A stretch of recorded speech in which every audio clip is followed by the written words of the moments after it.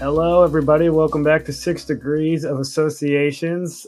Our host, Lucas McCann, today is joined by yours truly, the podcast producer, Casey Callanan. And we also have a very special first-time guest here, Elizabeth Johnson. She is the Executive Vice President with Big Red M. Today, we're talking about optimizing some untapped revenue opportunities for associations. That's something that these two know all about. But I'm going to back things up just a little bit before I jump into some questions here. And Elizabeth, I want you to just introduce yourself for listeners and tell us a little bit about Big Red M. Sure. Hi, Casey. Hi, Lucas. My name is Elizabeth Johnson. I'm the Executive Vice President of Consulting here at Big Red M. Big Red M does two things. The first thing that we do is we sell membership sponsorships, exhibits, advertising on behalf of associations. The other thing that we do is we consult associations on anything related to those items. So how to sell it better, how to we'll look at dues analysis, we'll look at sponsorship analysis, and we'll do strategic planning as well as a handful of other things. But anything related to revenue, that's really our wheelhouse. I'll back up and brag on Elizabeth for a second as well. So at the ASC annual meeting, she had the opportunity to lead a session with another association executive. The room was full. I got to go in there and listen. It was all about new creative non-dues revenue ideas, and we ran small groups and then brought it back into large groups. There was a great presentation. And so for me, it was very inspirational. It's like there's so many ideas out there and you can pick and choose. And, you know, at Red M, we don't want to be everything. We want to be focused on those that we think we can do really, really well. We do really, really well. And so sponsored research is one of those. And the concept at a high level is very simple. It's you take and collect industry information and data and research, and then you allow the right sponsor, industry partner, member, fill in the blank, to essentially attach their brand and name recognition to that information and disseminate it to membership or industry. And that can be, you know, paid or not paid. In a sponsored situation, typically that lends itself to an opportunity where you could distribute this research results to a larger audience and even have the smaller members or members who don't have the funds to sponsor access to some great industry data. Associations may already be sitting on this data.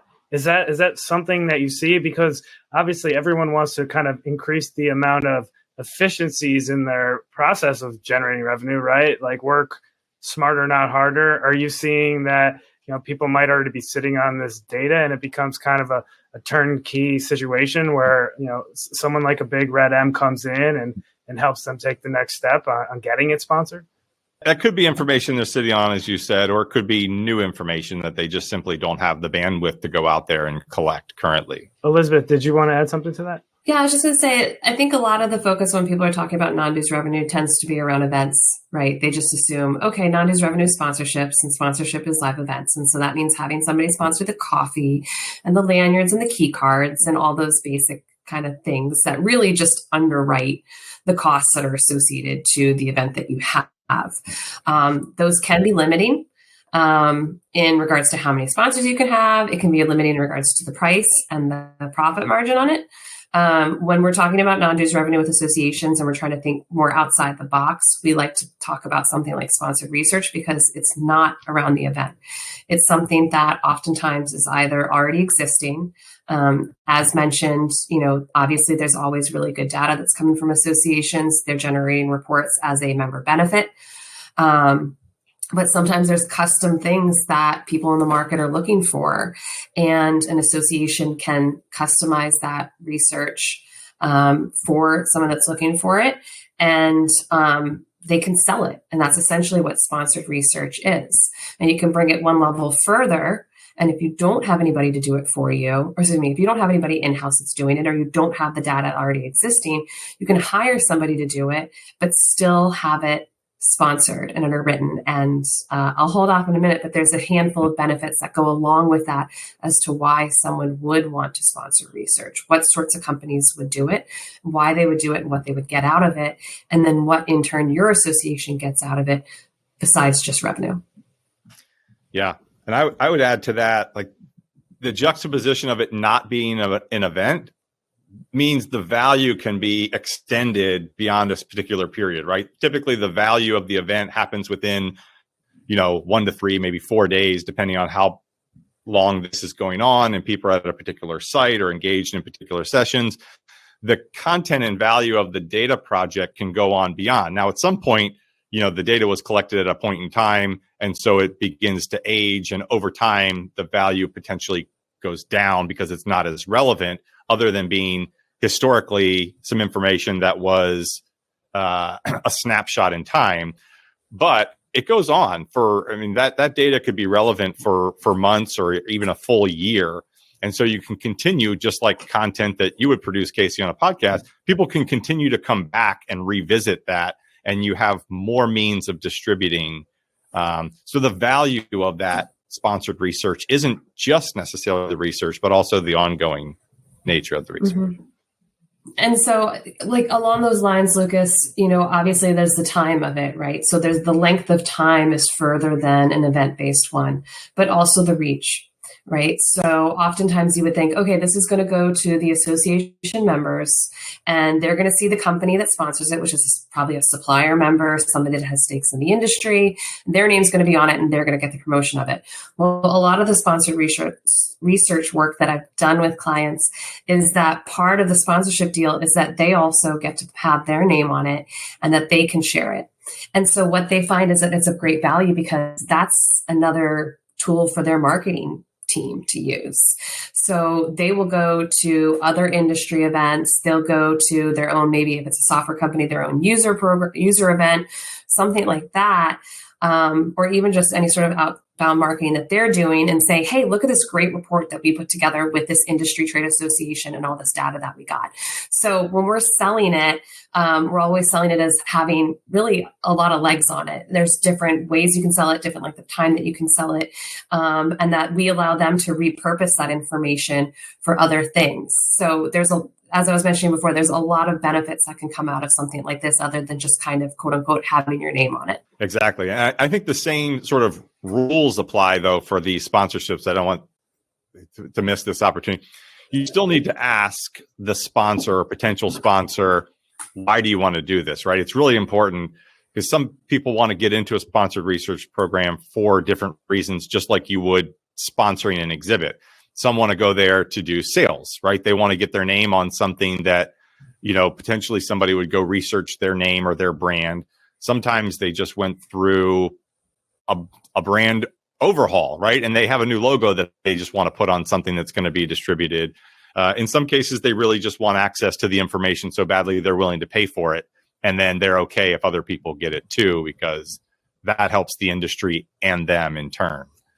So I think understanding why somebody would want to do a sponsor research program is important because it also lends itself to a repeat program over time. Typically, these can snowball, right? Put out a really good piece of information and research, and it's got XYZ members' logo on it.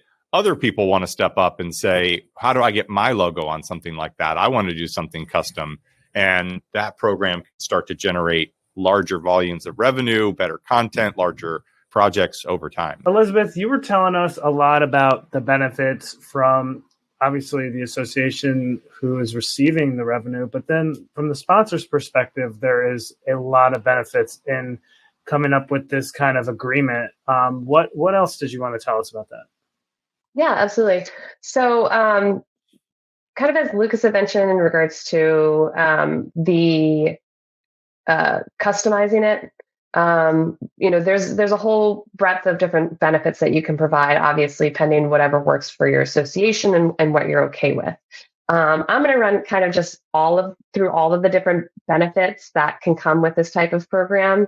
And obviously some will work and some won't. But what I really like about it is that it encompasses all three of the things that sponsors typically try and hit. If they're sponsoring something, they either want branding, right? They want their name on it and the notoriety. and the recognition with it. They want thought leadership. So they want to be known as somebody that is providing good information in the industry, that are leading the industry in this type of information. And or they want the access to individuals, or what we would put under kind of the networking group. So networking, thought leadership, or branding. Those are the three things that we're looking for. With with sponsored research, you can offer benefits in all three of those areas. So of course, with branding, their name will be on it. They're going to say that this is sponsored by this group, that their name is on it. They might get to write a foreword or something like that. With thought leadership, again, they are putting that information out there. They can have that information in front of all their members, but they can also repurpose that information, as I mentioned earlier, to outside of the association, to markets, to their own email marketing. They can have it on their website. That's not uncommon. I've seen sponsors take reports with associations, have a special landing page on their own website where they'll say, hey, download our white paper that we did in conjunction with blank association, and we'll send it to you. So it can be a great lead capture. And then lastly, we're also looking at networking. And I have seen associations that when there is this co-branded sponsored research together, they will allow the sponsor to present that information to a board or a specific committee or something like that, which is very valuable time and something usually very difficult to get to do, right? We don't have sponsors for boards typically. We don't let them in those types of things. But if you're bringing high value information and data and research to these individuals, that is kind of a nice little gateway or backdoor, if you will, into that high level of leadership within the association. But of course, again, that asterisk on that is that it would have to be approved by the association, what they're comfortable doing. Yeah, but what a great value prop. I mean, it's very difficult to get that level of access on the networking, certainly not at the events, because there's not always, board meetings that are going to form at whatever level of the board it may be. So I think that's just huge. And even those that are doing it today may not have thought of that type of angle for it. And again, that could be something that maybe you're doing it today, maybe you're sponsoring it today, but that takes it from a $50,000 to $100,000, revenue opportunity. Yeah, and along those lines, we know the Big Red M team typically does a great job of helping associations kind of step away from those traditional revenue sources and really find ways to increase financial stability in just non-obvious ways is, I guess, the best way to put it. Lucas, I know we had talked about a value prop review. That is another piece of this puzzle when you talk about untapped revenue opportunities that associations might be sitting on. Why don't you introduce us to that concept? So value prop review is very simply the measure of how much value are we bringing to our industry and our membership and at which levels, right? So the value prop of joining the association in most cases is very different for members towards the top than members towards the bottom if you have, depending on your sort of hierarchy or different member types.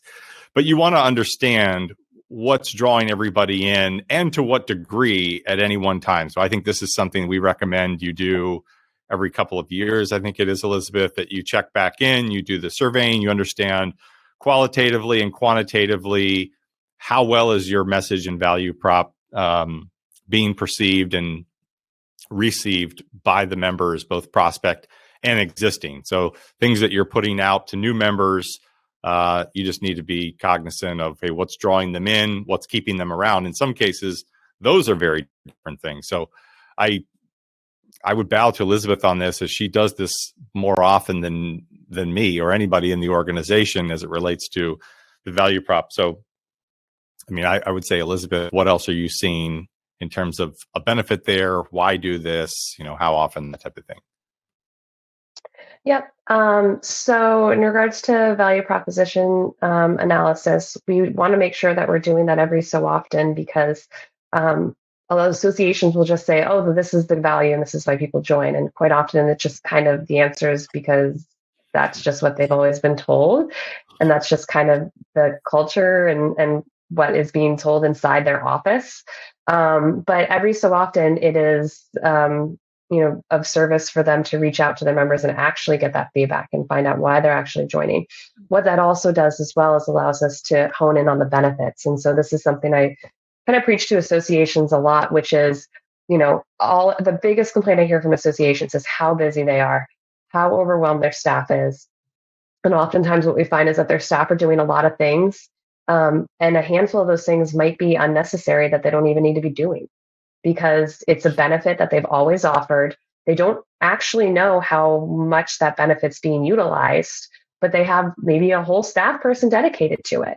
Well, if we went through and we researched and we found out what our members really want, what's really of value to them, that helps us realize what the benefits should be and what they should be receiving. And so that allows us to focus, thereby it's kind of a waterfall effect. Thereby, we're spending our time on things that actually create value, that actually retain members and move the needle on what we're trying to do as an association, and take the things that are not as of importance off the table and off the hands of our staff that are already completely overwhelmed. So keeping to the subject of the revenue game, if you're taking things out of the hands of your staff that are not necessary and not of benefit, well, now they have more time to do things that could be more revenue related.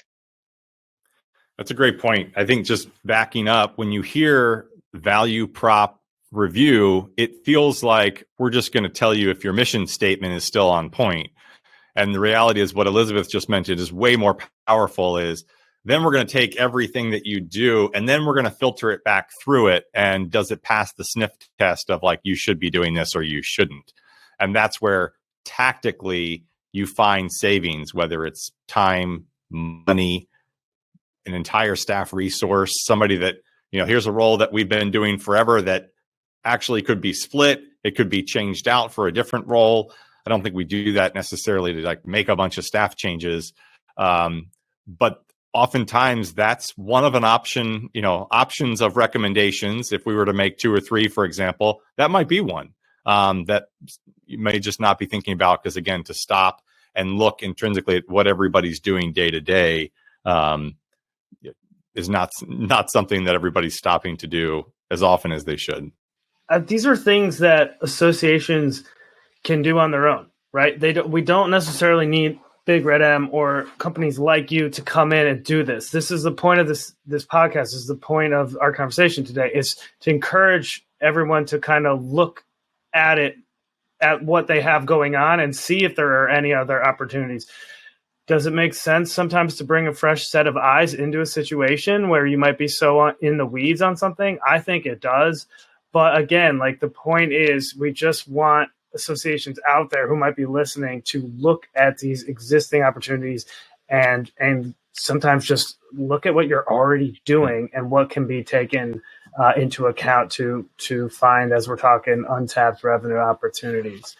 I want to work towards, final thoughts. Anything else that you wanted to touch on today in the vein of what we're discussing here, those kind of non-traditional revenue sources, getting creative, looking at what you're already doing? Anything else that I missed that you guys wanted to hit on?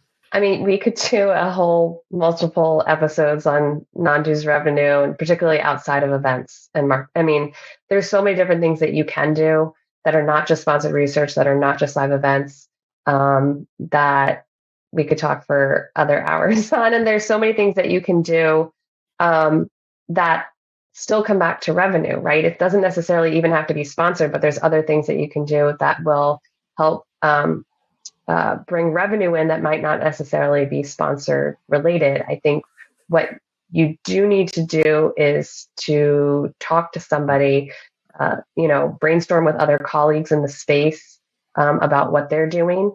And I think a lot of times a lot of association folks like to look at other people in their same industry. I would actually say take the blinders off that and just look across the association space, and not necessarily, oh, well, I'm in chemicals and they're in chemicals and this is what they're doing. I talk to friends and colleagues that are just in anything different, but if they have the same kind of environment with core members, supplier members, maybe same size, what are they doing? What sorts of things are they doing to bring in revenue? What sorts of things are they doing to increase their member value? And I would say just keep an open mind that it could work for anybody. It doesn't have to be specific to your industry. That's a great point. I mean, I think in your, to what you said, Casey, you don't have to use Big Red M for these things. I would, we have specific programs and projects that we utilize to help associations sort of refocus with the intent of growth minded. Revenue and membership are, sort of go hand in hand. But these are things that you should be stopping and thinking about, refocusing yourself. Am I staying current? Am I staying relevant? Am I generating now and for the future the revenues that are going to be required to support the continued investments in technology and growth and live events and thought leadership that will take me beyond the next 3 years? And then am I in an industry that is going to be relevant in 10 years? And if so, how is it going to be relevant? I mean, there was multiple associations that were focused around direct mail, and that industry has just shrank in terms of the number of associations that focus on direct mail advertising, suppliers, and all of that as everything turns digital. And so be thinking about, not all associations will be, in fact, I don't know what the statistics are. Let's just say 50% won't be around in 50 years, I'm making that up. But if you're not going to be around in 50 years, like, how do you prepare yourself for that? And so be thinking about that just from different angles. I think there's a lot of people that we've spoken with over the last few years that are kind of coming out of that COVID-ness of like, oops, we were really heavily focused on this one area and then COVID hit and it really messed us. So we need to be more prepared. So I would say almost like doomsday-ish recovery folks that are kind of looking at things. And then they have associations where they're in trouble. This is an issue, and we're trying to fix this one specific thing. I love like ACEs. People I'd love to hear from are the associations that are already doing it well. And they basically just want a well check appointment, right? Like, I think we're getting everything. I don't think we're leaving anything on the table. But, if we've got $1 million sponsorship program and we're going to pay, I don't know, $20,000, $30,000, $40,000 to have somebody come in and look at it and tell us that we're doing it right so we can keep doing that for another 3-4 years, then that's a drop in the bucket.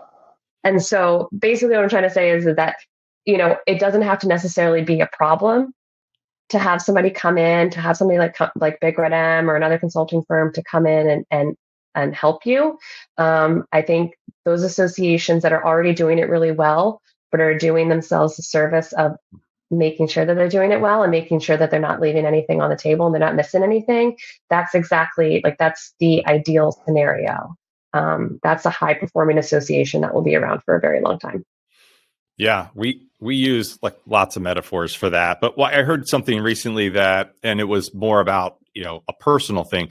You can either spend time working on keeping yourself healthy, or you can spend your time and money not being sick, like after, recovering from being sick, right? So you can get up and work out and exercise and eat right and spend time and discipline doing that. Or you can spend your time and discipline getting yourself out of the hospital for some illness that you've created by not doing it. And so associations have the same choice.